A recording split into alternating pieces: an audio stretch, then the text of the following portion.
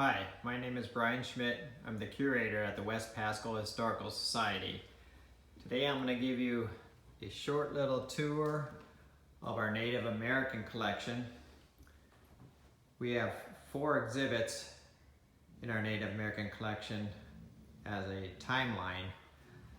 So we'll go one at a time. This is where our ancient peoples display is, dating all the way back to 14,000 BCE.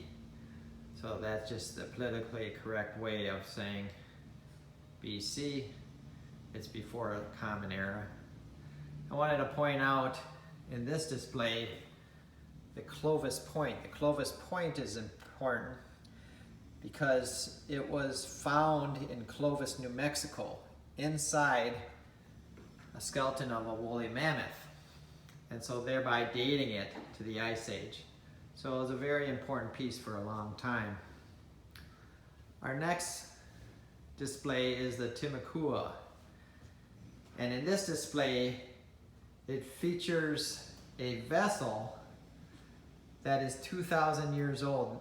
They found this up near Ridgewood High School.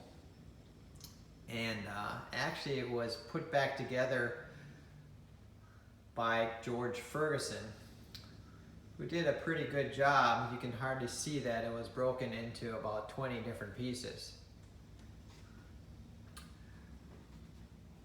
The next area is the Toka Baga, which were the people that were here when the Europeans first explored.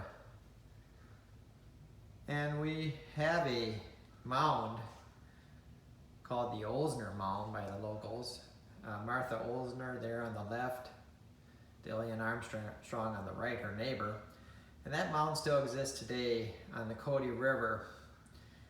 And what that mound is, different mounds have different things. Some were burial, some were for religious purposes, and others were basically just garbage refuse. And that's what this is. This is, here you can see what's inside. It's shells and sand and more shells. And the Toka Baga were very much seafood eaters, and so they generated a lot of shells, and basically they just put them in a mound, and then they use the mound for different things. Perhaps a chief would have his hut up there, or ceremonies. And then the final group is the Seminole Indian. And the Seminoles were the most recent tribe, and they were pushed in the 1830s during the Seminole Wars out of northern and central Florida down into the Everglades. And in the Everglades, a few of them survived, but after the wars were over, they came back and tried to assimilate back into the culture. And instead of in their old traditional ways, they made money through tourism. So they made these little palmetto dolls and purses, and then they also wore brightly colored clothing. This is patchwork clothing.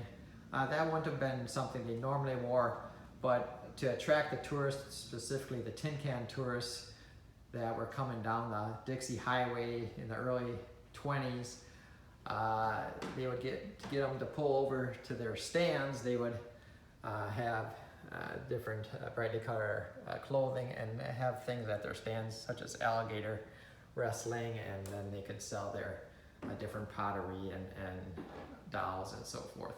And that's how they made their living. So there you have it, our Native American section here at the Musunuru Museum in Newport, Richey. Thank you.